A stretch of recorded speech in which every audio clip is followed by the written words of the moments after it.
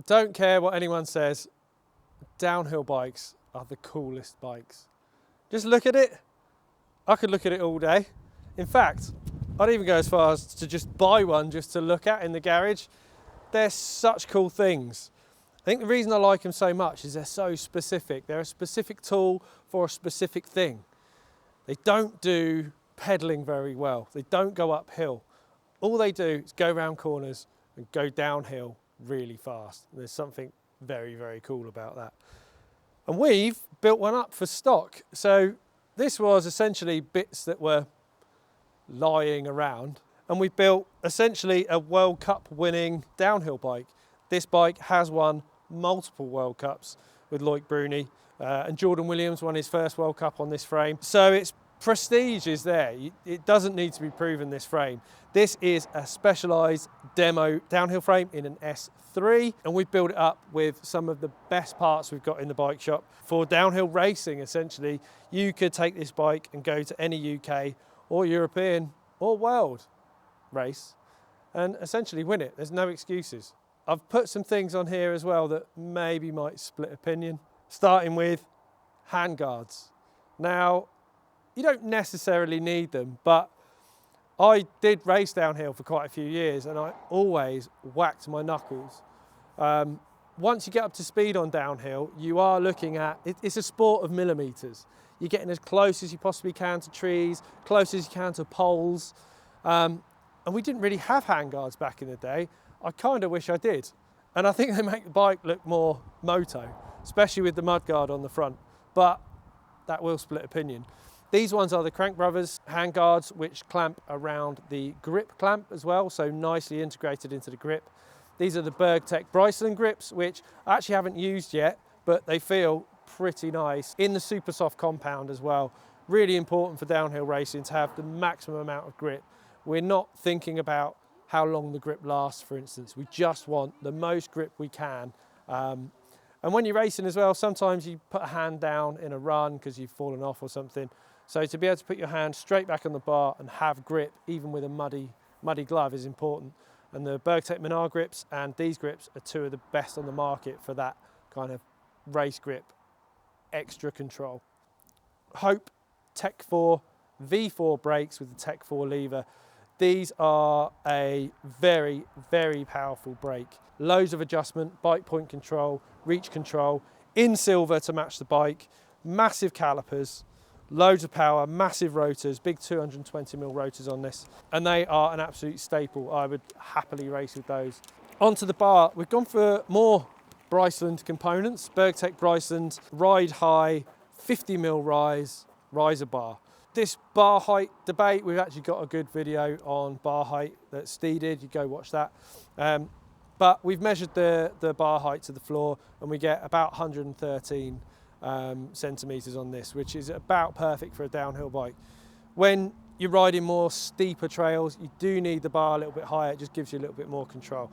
So we've gone with 50mm rise on these bars, Bergtech direct mount stem in a 42.5mm, I think, on this one. Again, that is an absolute beast of a stem, you're gonna have no problems with that, super, super stiff. Bergtech top cap bolt, just to finish off the look. Forks, we've gone for Öhlins DH38 M2. This is the new version in the gloss finish. We're running a 54mm offset crown on this bike, which I think is the correct offset for a downhill bike. You get a little bit more wheelbase, which is always nice, makes the bike a little bit more stable, calms the front end down as well.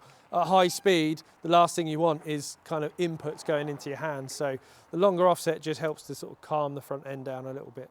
The function of the fork is sublime. In my opinion, this is the best fork on the market. Loads of tuning options. We do this all in-house at Plush Suspension, and the DH38 is just one of the best downhill forks I've ever ridden. We've twinned that with Öhlins TTX Coil M2, which is the new shock. This has got all the bells and whistles, high speed, low speed control, and matches the fork perfectly. Again, one of the best shocks on the market, if not the best. Again, Loic Bruni can't be wrong. He wins quite a few races. DT Swiss 240 hubs on the Roval Traverse HD carbon rims. Now we've gone with carbon rims purely because it adds a little bit of performance. When you've got a carbon wheel, it just reduces that rotational mass quite a lot, and you get a bike that just feels a little bit more lively. They're a little bit stiffer than the aluminium rims, but we also had them lying around, so they went on the bike. They are on Maxxis DH casing, Assegai and DHR, a classic combo, absolutely perfect. Big, thick downhill casing for smashing through rocks. We've got Max Grip on the front and Max Terra on the rear. Again, the reason we've done that is just to kind of make the rear tyre last a bit longer. You can do a week in the Alps with a Max Grip tyre and you'll just shred straight through it, whereas a Max Terra tyre, which is the harder compound, will just last a little bit longer.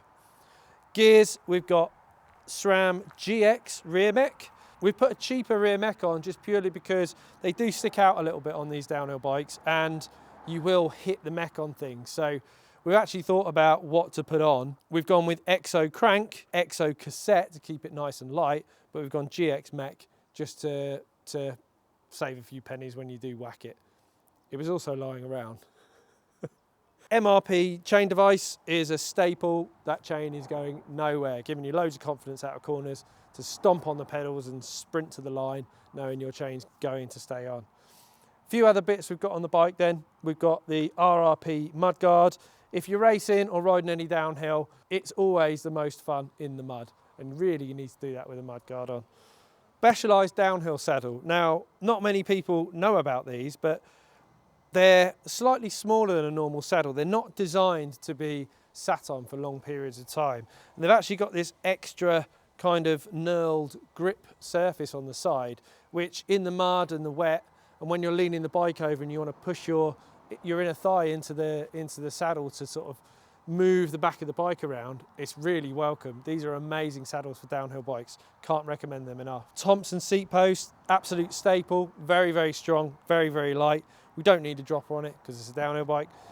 PT's tubeless valves are a bit of a classic. Nice chunky valve. If it gets hit by rocks and things, it's not going to snap. No cush core in this bike. I think the downhill casing tyres just don't need it. And yeah, what a thing. The S-Works frames are actually aluminium frames, which I think for UK racing is a good thing. And you're going to be crashing the bike, chucking it down rocks and bunging it in the van. So aluminium chassis is actually quite a good idea. Angles wise, it's got all the usual downhill bike stuff, 62.8 degree head angle. S3 is 446mm reach, which is a slightly on the short side. I would probably recommend this for anyone from 5'6" to 5'9", 5'10". Most downhill bike reaches are a little bit shorter. They tend to be a bit more compact in the cockpit and then longer wheelbase basically. So yeah, absolutely stunning frame, super, super stiff, race proven downhill beast.